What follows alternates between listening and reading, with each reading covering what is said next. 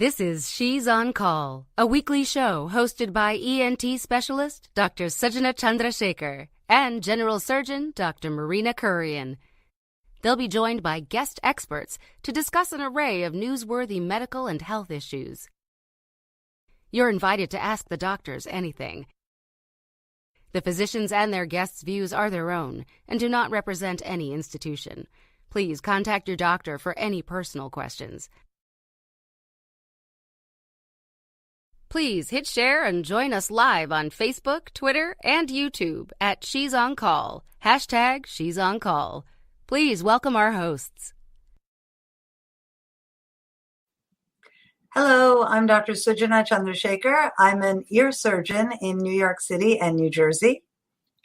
And I'm Marina Kurian. I'm a minimally invasive surgeon and a general surgeon in New York City. Those are you guys who know that we do this in the beginning for our intros. We try to mix it up, but she just totally mixed it up today. Made me laugh. Did you see?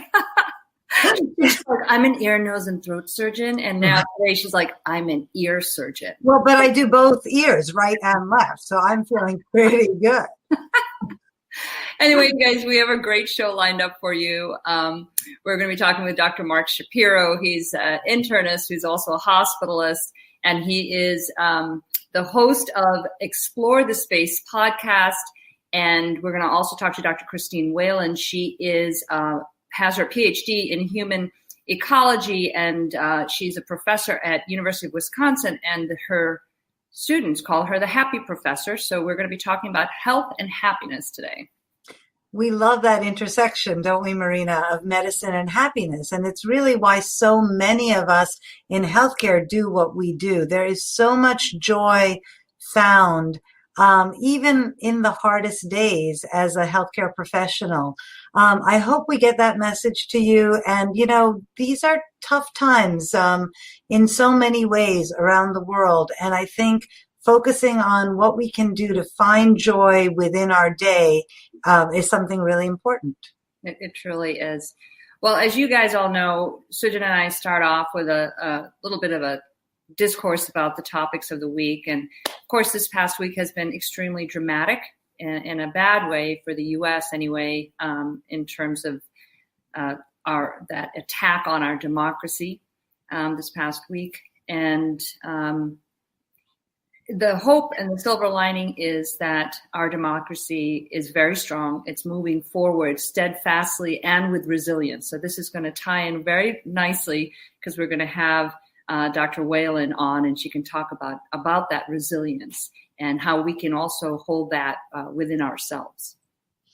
Yeah, I think there were so many emotions this week. COVID-19 is surging, not just in the United States, but throughout the world. There's that new strain, B.1.1.7, which is easier spread, not necessarily inherently more deadly, but easier spread than the prior strains of COVID. We have passed, unfortunately, every prior statistic in terms of caseload in the United States. And we have a couple of graphics up to look at what's happening in the United States and around the world in terms of cases of COVID. In New York City, our positivity rate is much higher than it was when we were under siege in March. So we see this sort of, the next graphic will show us a sort of a two-hump camel, right? So we see this March, April high positivity rate, and now we see our current high positivity rate. But there's some pretty good news. Yeah. Let's look at the next slide. And, you know, the interesting thing about this was in March and April, when we started having our original first wave, we were learning how to take care of these patients. And what you're seeing here is that our death rate was significantly higher at that time versus you can see that the graph goes down very low. We're still seeing patients dying, but those days we were seeing thousands of patients die a day back in March and April of 2020. And now our death rates in the anywhere from 140 to 180 a day, which is much less, obviously. And this graph, I think, really nicely depicts that. And a lot of that, again, has to do with a better understanding of how to treat it. Instead of throwing everything at the disease, you really try to minimize it and then use, really streamline and personalize that care of the patient. Something we'll hear about from Dr. Shapiro as well. Absolutely. And I just want to remind our viewers, Margaret Ambrosino says it's a great topic. It's a very appropriate topic for this week. And absolutely, we agree with that. Please share with your friends, like and tag your friends who might be interested in learning about what we're going to talk about for the next hour with our wonderful guests. As you know, we are live on YouTube, Facebook, and Twitter. And on Mondays, we are carried on WBAI 99.5 FM in New York and WBAI.org from 2 to 3 p.m. Eastern Time. The other thing that's happened, Marina, is, as we've talked about, the vaccines were approved in December. And although the rollout was slower than we wanted, about 16 million vaccines have been administered in the United States and territories, which is really good. The incoming president-elect, Joe Biden, says there's going to be 100 million vaccines in 100 days. And well, I think we have to talk about that, though, right? There's, as I think we talked about last week, the elephant in the room is that there are some healthcare workers that are saying they don't want to take it right now, right? So there's been some discussion about the ethics of holding doses, which was the previous administration's plan, was to, if you get 10 doses, then only inoculate 5 people because they need that second dose, versus the other strategy is give 10 people the dose because that way they'll have at least 80% immunity. One of the things that we should look at, and you ordered the dose for the second dose. It's not like those people don't. Right. They can get it, and it depends though. And there's going to be 1-dose vaccines that come out, which we're all waiting for as well. But let's look at the slide of the U.S. that we have that shows how many of the states are actually, kind of dispensing the vaccine of the doses that they have. So we have a graph of the United States, and it shows in different colors of what each state is doing. So the darker green, so Maine is doing 50% of their doses have already been dispensed of the vaccines, and then you can see where the color variations are within that. And so I think that that's interesting. In New York, we're at like between 30 and 40%.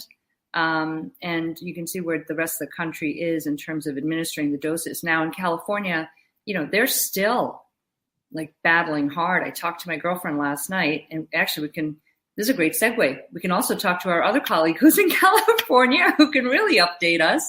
So this is a good time to welcome Dr. Mark Shapiro. Again, he's an internist who works as a hospitalist in California, and also has the website, the podcast, Explore the Space. And we can talk to him about that a little later as well. And then Dr. Christine Whalen, who's a professor of human economy, and whose students call her the happy professor, and she's at the University of Wisconsin. Welcome. Thank you.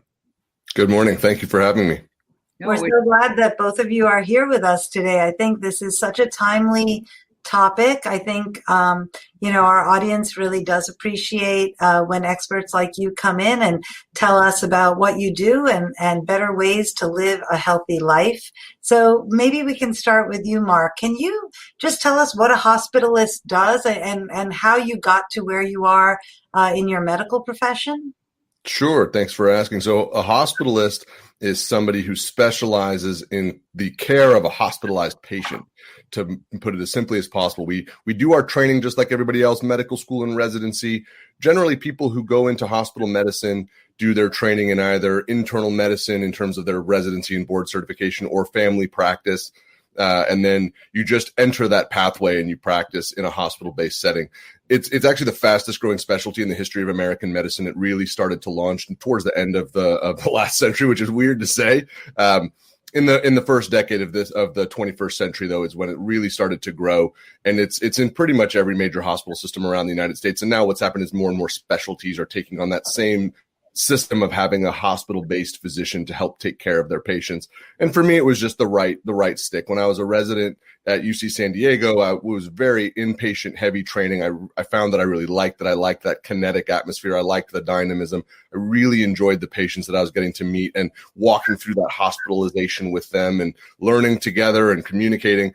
So those sorts of things were great. I've been a hospitalist since I finished my residency in 2006. I've been doing it full time ever since then, and I absolutely love it. So this is just showing who can be a hospitalist, right? Like just a breakdown of the different specialties within medicine that practice in the space of the hospital. Look, as an employee of the hospital or working just at the hospital and not having a practice in a different location or like a clinic office. That's right. And the sort of example I would give is if one of you was to do a surgical case on a complicated patient, we would co-manage them together. You might let me know in advance or let my team know, hey, I'm doing this surgery and, they're not going to go home that day. I'm anticipating 3 or 4 days in the hospital and there's some medical issues that I'd like some co-management on. That's a huge part of what we do. And one of the other things about it then that I love is that I get to work with people like you every day and we get to talk each morning. Hey, what's going on? What happened overnight? What do we think we should do today? Meet with the patient, talk with their family, connect with you again. That sort of dynamic, for me at least, is just it just feels like a really nice professional home. So Bhargavi Ramamurthy says, appreciate our guests and appreciate all that we're talking about regarding healthcare. Thank you, Bhargavi. One of the things that happens when we have complicated patients who have to stay in the hospital is that their primary care physician may not be able to round on them or see them in the hospital. So how do you manage the people who are on multiple medications, multiple care, in terms of coordination with their medical home, which is their physician in the community? That is one of the preeminent questions that we are still wrestling with in the world of hospital medicine. We're a little more than 2 decades into it, and that is one of the barriers that we still have to recycle. As we're working with patients, right, we don't always have interoperability with our electronic medical records. So I might not be able to access the record from a facility outside the state of California or outside of my own medical system. So that can be a barrier. The crux of it, though, the cornerstone is just good communication, is, picking up the phone, sending the text message, and making sure we access whatever we can in the moment. And then in parallel with that, too, the other key thing is working with and reassuring the patient that we're doing that. We don't want it to be happening in a vacuum, making sure that they understand, hey, I know that your primary care physician is Dr. X. I'm going to reach out with Dr. X, or, hey, Dr. X and I are in the same medical group. We know each other. We have the same medical record. I'm able to access everything, and Dr. X is going to know all of the stuff that we're doing in the hospital. That sort of dynamic we found is very, very helpful.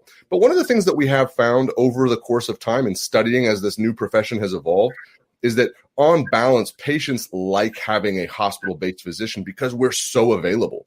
If they're regular doctors rounding on them, they might round in the morning, they might round in the evening, but during the day they're in the office. And now what we find is, for me, I'm there all day, so I can check in several times. I can communicate with them really easily, and that dynamic is good. But that's an ever-evolving friction point, and we're just continually striving to get better at it for sure.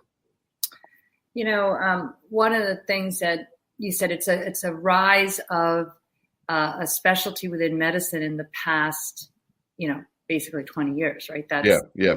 And it really, I don't know, was it really a big thing in the 90s? I feel like it really started, I want to say about maybe 15 years ago, only because that's when I started seeing people and they're like, well, it's a hospitalist. I'm like, who's that? Yeah.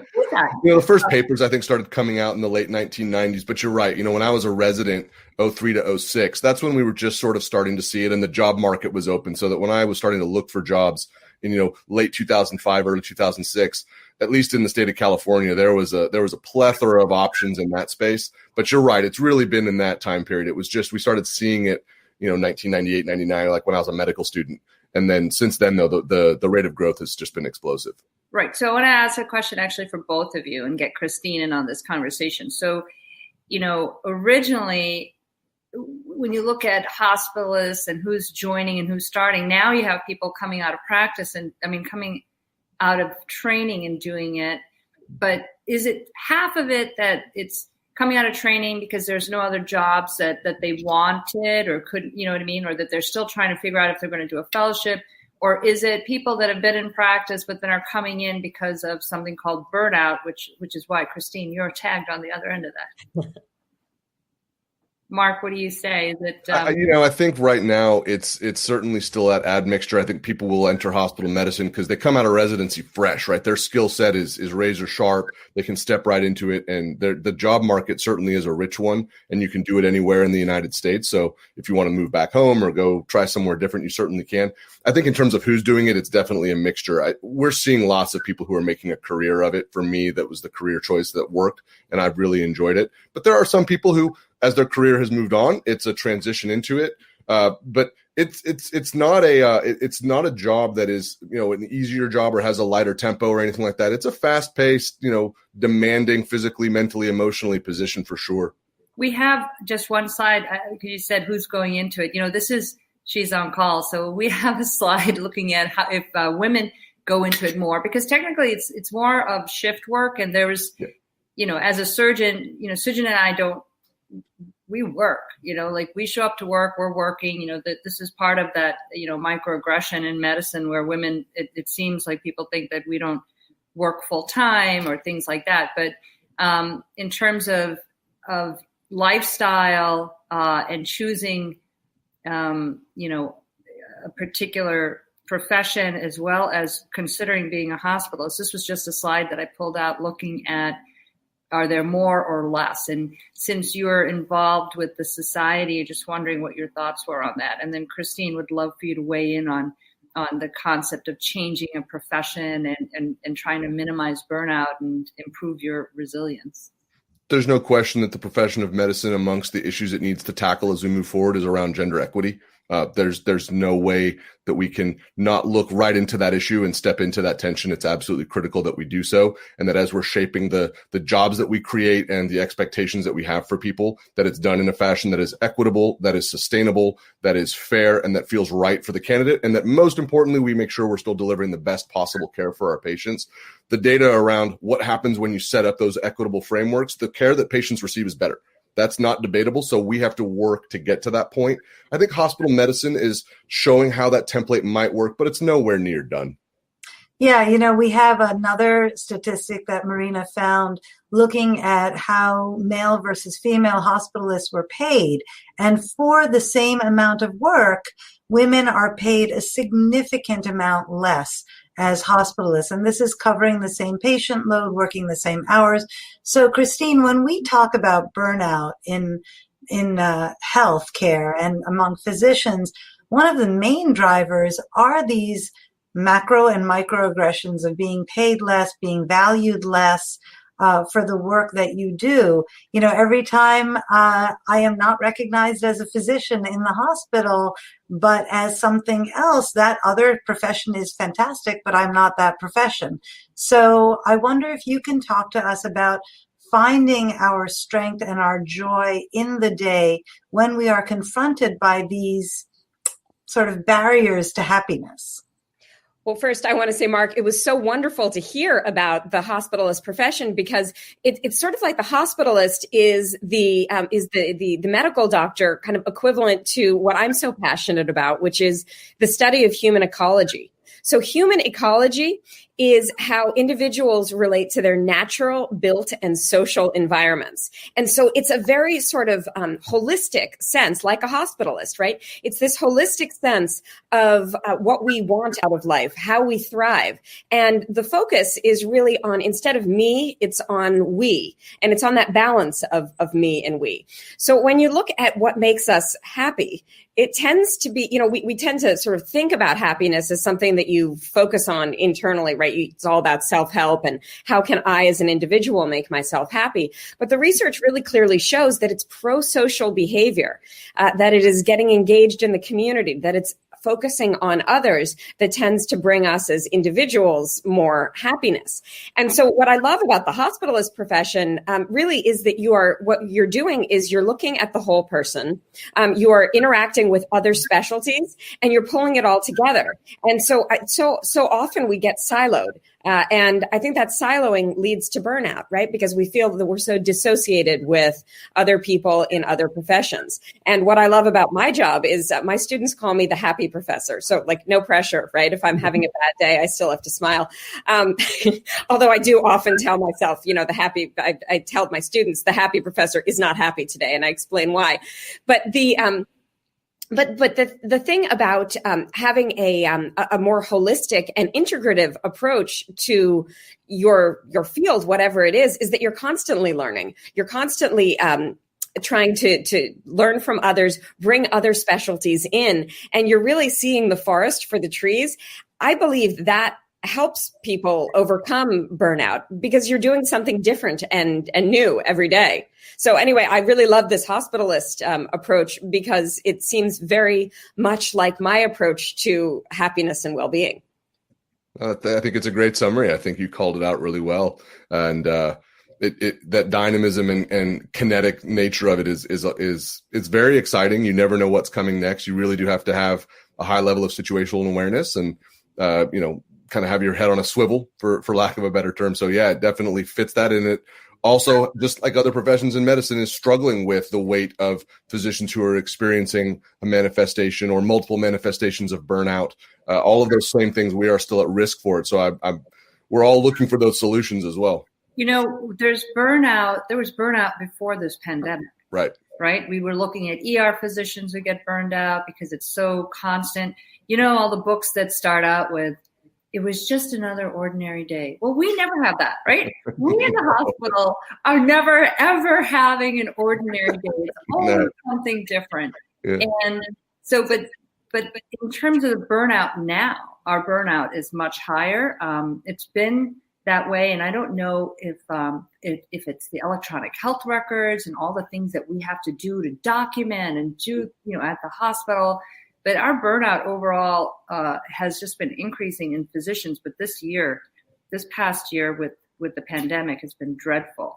One question to you, Mark, is what is going on by you in California? Because it's terrible in LA. One of my girls was telling me.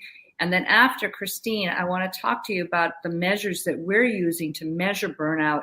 And I'm sure it's universal for everyone. It's that Maslach burnout inventory, but I want to get to that too. But first, Mark. I think just a brief snapshot. Northern California is experiencing a different surge than Southern California, where I am just north of San Francisco. We have widespread community spread of the COVID-19 pathogen, but we don't have numbers right now, thankfully, anywhere close to Southern California. And Southern California and the central part of the state are really surging in quite a horrifying way. And I think that one of the main drivers of what's happening for healthcare workers in general, and this is one of them, there are many, is that sort of sense that they're not being seen. One of the barriers that we have is we don't show what happens in hospitals readily for obvious reasons, most specifically around patient privacy. But that gap leaves people feeling kind of unseen and unheard. And that is a particular challenge that I think has been unique to this, because in the past, when America has been faced with a crisis, part of that crisis management is a transparency around what the experience is like, to build public support, to build momentum around the right types of responses. And that's something that's not happening in the same way right now with the COVID-19 pandemic. And that is certainly a friction point. So, we've had some questions come in from our viewers. One question was, if we're saying that the mortality rate has gone down in New York, what are we attributing these 4,000 cases of deaths to? And I think we saw a huge surge in the number of cases, which will therefore be a surge in the number of deaths after the Thanksgiving and Christmas holidays. We saw many super spreader events. And Nalini Kuke asks that, is it true that you can get COVID from gas pumps and supermarket carts? I don't believe that's true, but Mark, maybe you can answer that, and then we can talk to Christine, because you are, in fact, the lifestyle expert for Dear Pandemic. And I think talking about how you maintain a healthy lifestyle during this is very important. So, Mark, how do we get COVID, and why are the death rates so high right now? the most common ways that we get it, we know is through, coming in contact with someone else's aerosolized secretions through the respiratory tract. So that's why masking is so important. Physical distancing is so important, and avoiding crowded indoor spaces is so important. In terms of surface acquisition, I think we've found that it is likely to be less than we had thought, which is a good thing, but certainly good precautions around wiping down a surface before you're going to hold it like a shopping cart is a good idea. And then when you're doing that, avoiding touching your face, excellent hand washing. These sorts of things are critical, but the fundamentals are the fundamentals. Wearing your mask, avoiding crowded indoor spaces, avoiding close contact with anybody else. Those are the things that we know work. And in terms of what's happening, we see curves of the disease and mortality in different cities. This is a big country, right? 335 million Americans. Yep. So I think we should count ourselves fortunate that despite all of the difficulties that we've had getting people to follow along with basic public health measures with a disease that we know can do terrible things to the human body, we're just experiencing what we're going to experience. I think that to try to pin it down to one specific reason, or to say, well, if it's not bad in New York, why is it bad in other places? The variables at play are extraordinarily complex. And I think we don't want to spend all of our time in that space here. Right. This is a huge country. It's surging all over the place. It's not just surging in the big cities. It's surging in rural communities. It's surging in areas that don't necessarily have access to healthcare like we do in a major city, in a metropolitan center. So we're going to learn why down the road. But right now, it's just sticking with those fundamentals, sharing that message, and supporting your community to keep yourself safe, your family safe, and your community safe. It is. I really felt, and this is from talking to colleagues around the country, everyone really felt bad for us in March, April, May. And my colleagues were calling and saying, what's going on in New York. But I also got the feeling from talking to them that they felt like this was a New York problem at that time because of our density of our population and the density of the different communities, depending on, the socioeconomic status and also how, people live together, families, then families. But that quickly changed, right? And I think to answer that question, as you said, it's spread everywhere across the country now. It is not a New York thing. It's a world thing. And that's why the death rates are higher all over. You're seeing higher numbers. But when we were at our peak and it was, quote unquote, just a New York thing, we got close to 1,000 if we didn't hit over 1,000 a day in terms of deaths. And we should call out, right? The numbers are the numbers. It is an unspeakable tragedy. And we're going to be wrestling with the repercussions of this for generations. Numbers are numbers. It's really easy to, silo off a number and say, well, thankfully it's not 4,500.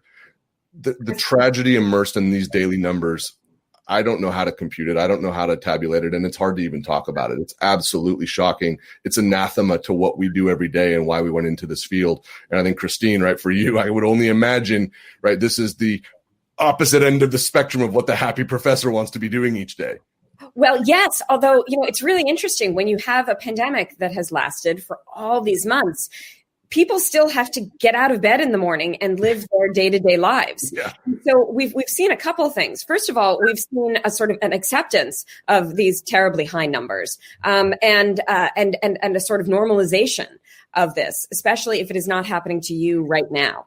And that's difficult, but also very psychologically normal. We have to continue to get out of bed each day and live our lives. And then recently, we're right into the new year. So I had many people saying to me, all right, 2021 is going to be different. I have set all sorts of wonderful New Year's resolutions. And then my favorite Facebook meme was somebody who posted a thing that said, I'd like to cancel my subscription to 2021. I had my 7-day free trial and I don't like it. So that is how a lot of us are feeling about 2021. We intellectually knew that there wasn't going to be a miracle cure when we hit the new year, but we still have to try to live our lives, and to do that means looking inward and engaging in self-care, thinking about what matters most to you, why it matters, how you can make it happen in your life, while also being open and sympathetic and supportive of other people who are in a different space than you are. So, there are people who had a really awesome 2020. And I think this is actually really important to note. We, for obvious reasons, we focus on on all the terrible, terrible things that happened in 2020. There are people that I know who have been very quiet about it, but they come and they whisper to me and they say, I don't know what to do, because when I didn't have to travel so much, I got to spend more time with my family, and my priorities and my purpose realigned. And I realized that I want to make some career changes, but I can't talk about this because so many other people are suffering. Yeah. So both of these things can be true at the same time, and acknowledging that one doesn't diminish the other, and the thinking about your individual experience while supporting others and being part of the collective. This is a very hard balance for people. And of course, that makes very interesting research for me, especially because what I try to do is take academic research and translate it into practical steps for people to use in their everyday lives. So I take all the research on how to be happier, how to live with purpose, and I try to break it into small steps programs. And I can talk about some of those if that's of interest. But so it is. I would love you to talk about it. And we have Radhika Lakshman's question for you underneath us. She is writing in from Kuwait, and people are really having physiological or physical manifestations of the anxieties that they are feeling. So how do they break it up bit by bit to get themselves to get over this and continue on with their day? And I have to tell you, before you answer Radhika's question, my family took a hike on January 2nd. It was a beautiful day here. And my son and I were talking, and we were like, it was a terrible year, but in ways it was a really good year. We got to be with each other more. Marina and I started this show. He got a job after being furloughed for a long time. My second son graduated from college. There was, in fact, a full year that passed with highs and lows. The lows were terrible, but some of the highs were really good. But so I appreciate you saying that, because I think it's important for us to acknowledge both the good and bad that happens to us. But I think this idea of how do you get past this choking feeling when things are so bad around you is really a meaningful one. Right. So first of all, I don't think we get over it. We integrate it. Right. So so all of these feelings are real. We have to understand that we are not alone when we have them. They are normal and they are real. Now, in the moment, of course, especially if you were having a medical panic attack, then there are treatments for that, and you really should be talking to your doctor about that if this comes up more often. Then there are the more sort of the mild and the sort of mundane, but that really are impacting our lives. Like, for example, a bunch of the ladies on Dear Pandemic and I were chatting about how we're having nightmares about people not wearing masks. And we're in our dreams, we are in crowds and we're noticing that people aren't wearing masks around us and we're getting anxious. So a lot of the anxiety of the day is also coming into into the night. So for many of us, me included, I can manage it pretty well during the day, but at night the demons come out on this. Now, for others, when we're having these panics during the day, there are some practical things we can do. You've heard so many of these before, but first of all, turning off the news is okay. There is one of the things I talk with my students a lot about is there's privilege involved in saying this doesn't apply to me. I don't have to deal with this. I'm going to turn it off. However, self-care is something that you got to engage in as well. So turning off the news and trying to separate yourself if you can is one important step. And then one of the things that I personally have learned is that all of the advice about mindfulness techniques and presence and centering techniques, you really can choose your own adventure when it comes to that and do what works for you. For me, it's important to get out first thing in the morning and take a walk. I walk to Starbucks. I don't actually get a Starbucks. My partner gets the Starbucks, but I do the walk every morning because it's important to get out there, get some exercise and sunlight. And that really seems to be an experience that calms me and grounds me for the rest of the day. So thinking about what works for you in acceptance and commitment therapy, it's called thinking about things like anchors, sails, and your rudder. So what are the anchors? What are the things that are keeping you safe in the storm? The sails, what are the opportunities, the wind in your sails, where you think you might go, and the good things. And the rudder is your purpose, is your direction. So where you want to be aiming yourself on this voyage of life. And thinking about those is a way to try to take control in the storm a little bit. And finally, research really does show us when we feel in control, we are happier. When we feel out of control, we are more anxious and more likely to have those panic symptoms. I want to bring up we were talking about physician burnout before, but it's really people burnout, right? I want to bring up the Maslach score because I think that it brings up certain points that are important that people can ask themselves. It's like, I wrote it out for the show and I was like, let me see, how would I answer this one? So I want to put it up. So the question for you, Christine, is if you can just discuss the Maslach burnout inventory and how it can be used. It's usually used as a professional, but how someone can look at it and kind of get an idea of where they're at. So with all of these inventories, especially if you are just a normal person using any of these inventories, I would see these as fairly sort of open-ended questions. A lot of people take these inventories and are going to judge themselves based on them. These are not Cosmo quizzes, so there is no sort of clear right answer. I went to the doctor at one point early on. Well, I guess it was over the summer, and they gave me a modified a psychological inventory, and I looked down at this and I said, "Does everybody fail this right now?" Smiled. Said, yes, if you circle, I'm totally fine. Then I close the door and I talk to you about your dissociation and are you, how you're doing. So, right. So thinking about that locus of control, do you have say over your life? That's, I think, incredibly important. The thing that I also really like about this burnout inventory is the focus on values, right? So often we don't think about our core values. They are the background of our lives. And yet we tend to think about what we should value, what other people want us to value, rather than what we value ourselves. And so one of the things that I put together is this Mad Libs purpose statement, which kind of takes a lot of that burnout inventory, but turns it into a proactive way of thinking about what matters most to you, and then how to make it happen in your life. So there are 5 questions that I have in this inventory. The first question is, what are your 3 core values? Then I ask people, what are your 3 top strengths that you want to use in a day? So this is with the burnout inventory around the work. Like, these are the things that you want to do on a day-to-day basis at work or in your personal life.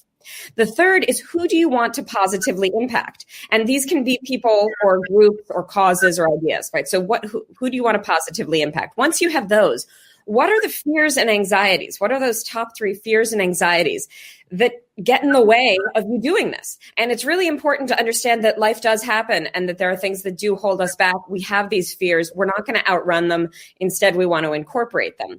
And then finally, what are 3 purpose-based commitments that I can make either today or this year to kind of live that out?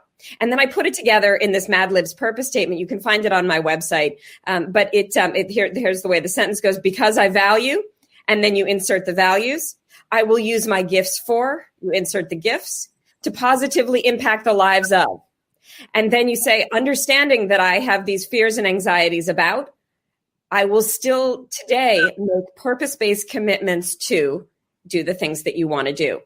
And this is a way of taking those kind of core ideas of the burnout inventory and putting it into a proactive thing that you can do with yourself, either on a daily, weekly basis, or as a better alternative to a New Year's resolution. Yeah, no pressure, Christine, on daily. My God, I was listening to that. I was like, okay, top 3 every day. This is going to be a problem. But I love it. I think that this is a way to take something that feels out of control and out of your control and make it something that you can control. And I just wrote it down again, so I'm going to say it again for our audience and for me.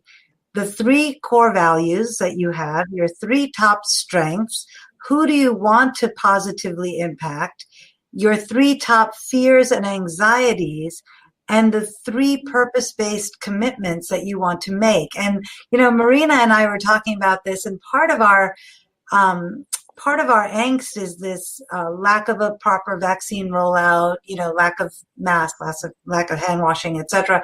And, she and I were saying, it's time for us to volunteer and give injections. It's time for us to do not just this show, not just talk to each of our patients, each of our hospital employees that we come into contact with every day, because we are doing that as a one-on-one, but maybe volunteer to give vaccines. And I think having this sort of purpose-driven approach, as you've outlined, it's really energizing. We both teach residents, and this is certainly something I'm going to talk to my residents about, because they've been affected. You, Mark, as a hospitalist, what the scene has been inside the hospitals, and the trainees have been pulled away from what they're supposed to be learning in order to take care of something that really does feel out of control. I mean, and that's the thing, right? And Mark, you can certainly speak to that, that medical education and deployment of resources has been at crossroads. They're what is it? Loggerheads, right? While all the residents are learning, but when they're pulled off their desired trajectory or specialty to do other things, they understand their value to the health system, but their education is also being delayed, I think. Marina, I think that's actually a critical point. I think that we can extrapolate that to the majority of people that work in healthcare in any capacity, that they feel like at some point of the day or over the course of these weeks and months that they are being asked to do things that they may not necessarily want to do. They may not have been trained to do. They might feel like are unsafe. They may feel like the mechanism by which they're doing them does not feel properly supported, or that the messaging around it is inconsistent. I think we've seen a lot of all of those things. And I think that in experiencing that is one of the drivers of that sense of disconnect of what is my purpose? What are my values? This is why I'm doing this work. And now I'm in this completely different space. And I certainly hope that can get better. And, Christina, I love that statement. I mean, you had me at Mad Libs, if I'm being totally honest. I think that's a brilliant way to present it, that. And I think you also called it a choose your own adventure. And I just wanted to rip up and applause. Those are the best things ever. But when we do these personal exercises, I think it's also good that we acknowledge that in doing it, it's hard. As I was reading it and hearing you, I was thinking to myself, personally, how would I do this? And I had that tightness, that, oh gosh, just that moment of inertia of how would I hold myself personally accountable to doing this?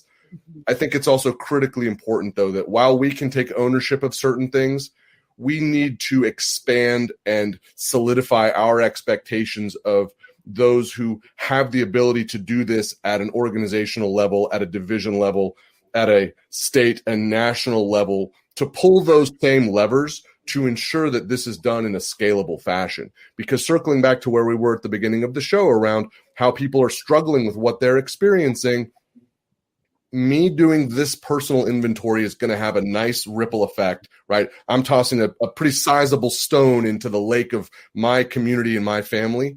But for us to do this, to access 335 million Americans, and then to do it at a really, right, it's a worldwide pandemic, to do it at that higher level, we do want to expect and integrate that higher level of accountability as well. Yeah. And the thing about it is, for all of us, and I'm totally there with you about this idea of a tightness in your chest when you think about actually following through on any of this. Which is why I also created a kind of daily version of this. And while it actually makes it kind of easier to do it on a day-to-day basis, because your purpose-based commitments can be, like, for example, making a baked potato bar for my family can be one of my purpose-based commitments, right? Because doing that baked potato bar with my kids, that is in keeping with my values of family and creativity. Right. And so thinking about it in terms of the smaller concrete things that you do, that you might do anyway, but giving yourself credit for it, giving yourself a pat on the back for continuing to act in small ways in keeping with your values. I find that very grounding. You can do it as a family. You can do it as a work team. You could do it with your residents. These are all ways of kind of keeping ourselves on track. Don't make it so big that it's not going to happen. But keeping yourself on track and grounded, and again, giving yourself credit for the wonderful things that you are doing every day, because so often that's really the problem. We are acting in keeping with our values and our purpose. We're just not taking the time to recognize it and feeling good about all the good stuff we do. We have so many things to talk to you guys about, but we do want to delve a little bit into some of the other things that you guys do, right? So do you want to ask them, or, Yeah. So, well, one is I want to say AJ Nathan, who is a medical student, writes, as a trainee, I hope our experiences with COVID continue to move the culture of medicine forward on valuing wellness and health as opposed to taking care of illness. And I think that's really, you think about all the positives that may have come out of this terrible time. I think that's one of the things that's actually very important. Mark, you have a podcast called Explore the Space. And I wonder if you can talk to us about what that means and what you do with that podcast. Yeah, so Explore the Space started about 5 years ago, and the concept around it, right, I was a mid-career physician at that time, and I was doing some leadership work and kind of had my feet in the world of healthcare, but also want to acknowledge that everyone's experience of healthcare is different. And what I was interested in doing was looking at how healthcare and society interface, where those gaps are in terms of understanding and logic and empathy, and then bringing those things together in a conversational manner. Because at the same time, I was an early podcast adopter. I loved listening to them. And so it felt like an interesting place to sort of start. And by design, I have a very, very eclectic mixture of guests, and we cover a wide variety of topics, things around leadership, gender equity, climate change, gun violence, COVID-19, all sorts of different things around that. We've, over the course of 2020, right, we can be very topical and very agile. So we have content around anti-racism. We have content around the expanding pandemic. We did a lot of work around the 2020 general election, the presidential election. And in doing that, what I've found, right, that same sort of kinetic nature of being a hospitalist that I love, that same dynamic takes place on Explore the Space podcast, where these extraordinary guests, people from all different backgrounds and training with these levels of expertise that just make your eyes dilate. It's just the most extraordinary thing to see. When we can access that and start to learn from it, we can really start to leverage change, because we have that better sense of shared understanding. What is it like to try to do something in the world of climate change from outside of healthcare, recognizing that it's a public health crisis? I like to refer to it as our apex predator. How do we access that when the medical profession doesn't seem to have its hands over it yet, in terms of how do we educate around it and learn about it? How do we have these conversations around gender equity in healthcare, where, like that slide you showed, right, there are huge issues, and COVID has actually put a lot of those issues into specific relief and even exacerbated many of them around gender equity and around inequities in healthcare and structural determinants of health. These are large issues, and it's a good exercise for me, right, purpose-driven stuff, to step into that tension and acknowledge, look, for me as a white male physician, these might be challenging to talk about, but it's a great opportunity to learn and to build a sense of community, to build an archive that is evergreen, where people can come and access and pull out these great things and learn from it. So with the idea being, how do we move forward and how do we get better? Thank you. Thank you for that. One thing, one of my colleagues in New York wrote that, it is a complicated question. I'm just going to put up, it's Tony Bine is one of my colleagues. And he points out that, currently with asymptomatic patients are the ones that are are 30% transmitting the disease. And also we now have 30% in New York of our healthcare workers are not accepting the vaccine. And so I don't know that there's an answer to his question. And what are we going to do about it? I think it's still just somebody has to be the guinea pig. I've always said to everybody, I'll be your huckleberry. I'm going in there. I'll do it. So I did it. 85% of the physicians at our hospital systems have taken the vaccine. And I think that this is one of those times and opportunities for those of us who believe in the science and really grasp it, understand it, to show that we're willing to stand and take the vaccine. It's very much like, I'm blanking on the guy who, I think it's the Brooklyn Bridge, right?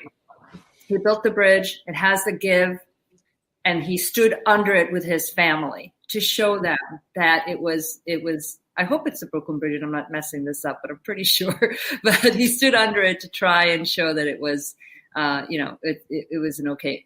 Yeah. So I'm actually getting my second Pfizer vaccination tomorrow. And so going to experience that however I experience it, but it's a great call out. And we are learning that there is a wide variety of people having hesitation around the vaccine. One of the episodes of Explore the Space that we did recently was with a friend of mine, Dr. Jasmine Marcellin, who's an infectious disease specialist at the University of Nebraska. And she talked about this in a way that really, it just knocked me sideways. She and I had actually, as it turned out, had both gotten our first vaccination that morning. And the episode's in the archive of Explore the Space. If you want to check it out, it's on the website at www.explorethespaceshow.com. But the way she lays out how to talk about how to access priorities, how to understand where the hesitancies come from and leave it open for further conversation, I really thought it was extraordinary. And that is the work that we're going to have to do. That is the skill set that as healthcare workers, we're going to have to develop. And that also we're going to have to widen the pool and deepen the pool of people who can do it, because to vaccinate, right, 80% of 335 million Americans, it can't just be hospitalists, surgeons. It can't just be us. We need an armada, an army of people to do this at scale to get it done quickly. Everyone needs to start to develop that faculty, that skill set, that toolbox to work through those conversations with their family, with their friends. And if they're in a clinic where they can administer vaccines, it's a big ask, but the way that it was laid out there, right, those tools exist. And we can't be passive. We have to be active, because as we do this work, as we get better at it, that's what unlocks this whole pandemic for us. Right. Yeah, I think, I think all of us are doing one-on-one, trying to meet the person where they are. Yep. There's no point in making fun of somebody. You don't want to take the vaccine. That doesn't generate anything. But saying, well, why don't you? And what questions can I answer for you, from having looked at the history of healthcare in the United States, which, could be another whole show in and of itself, and kind of getting there. And I think you're right. I think we do need sort of a huge army of people of varying experiences to help our country and our world move forward. So, Christine, can you tell us a bit about the big picture? Sure. I'm happy to talk about that, but I want to say that I think this is a really important topic because it also relates back to some of the things that I do. Whenever we try to get somebody to do something, people are much more likely to do things that they want to do. Now, I know that sounds like a very basic thing to say, except that often in our lives, we're trying to convince ourselves to do things we have to do or we should do. But we're much more likely to do things that we want to do. And to make somebody want to do something means calling on a higher purpose, calling people to be part of something bigger than themselves.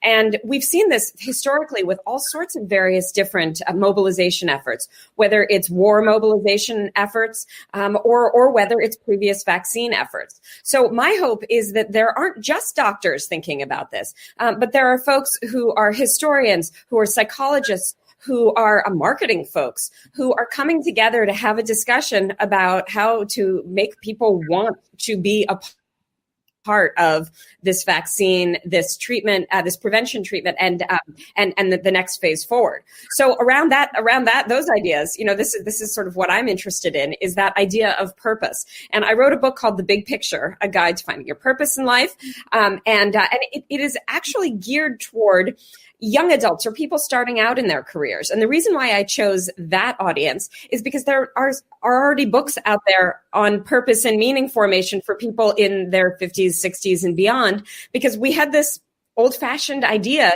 that purpose was something that you thought about at the end of your career rather than at the beginning. And I thought, well, gosh, I'm working with these kids in their 20s, and they should really think about having some purpose and a rudder for their journey right now.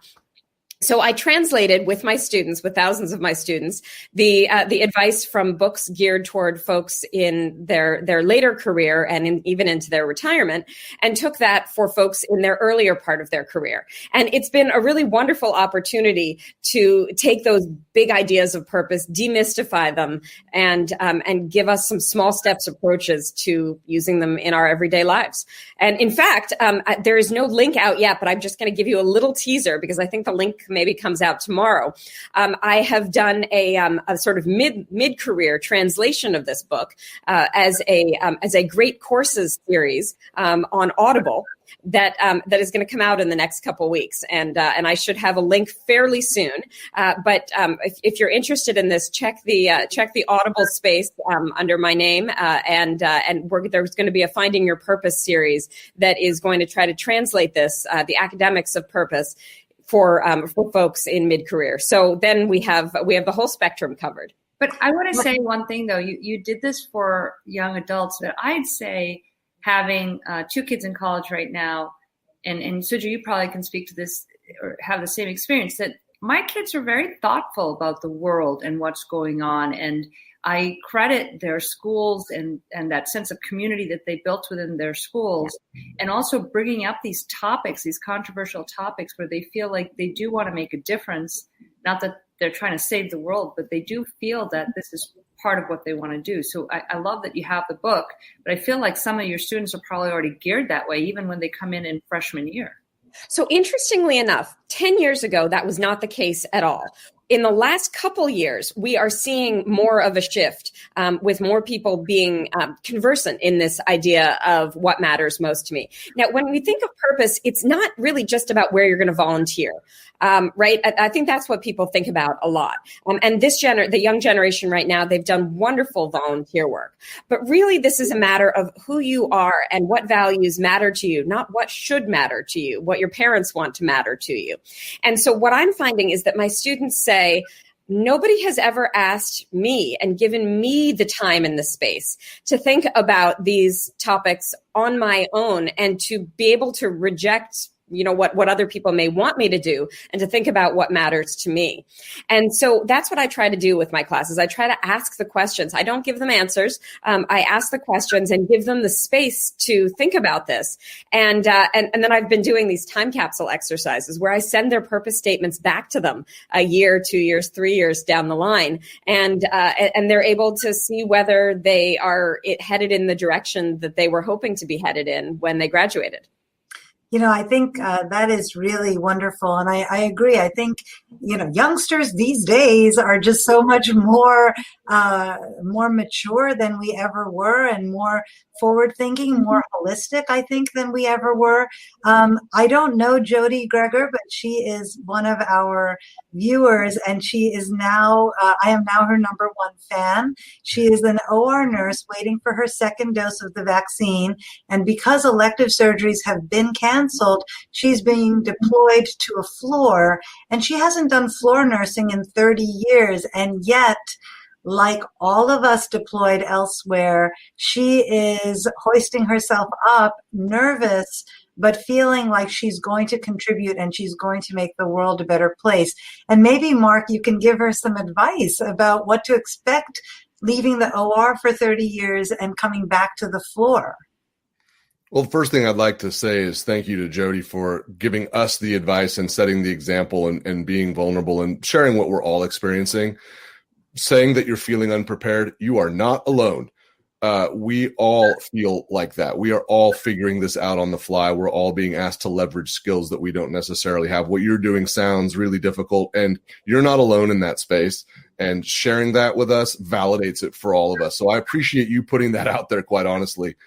I think in terms of the granular day-to-day work, hour-by-hour work, it's the fundamentals, right? Safety's got to be the priority. Take your time, ask for help, and just move through the day knowing that you have that skill set there. But I just really appreciate you in this sort of a forum coming out and sharing your experience, because what you're doing it's incredible. You're going to remember it forever. I'm going to remember this specific moment on this show because of what you just shared. And this is the sort of thing that helps us change the whole tapestry, change the momentum behind this. And so I'm grateful to you, and I'm glad that we get to have this sort of discussion. But just walk carefully through the road. It's a difficult one, and we're all kind of figuring it out together. So lean on the people next to you.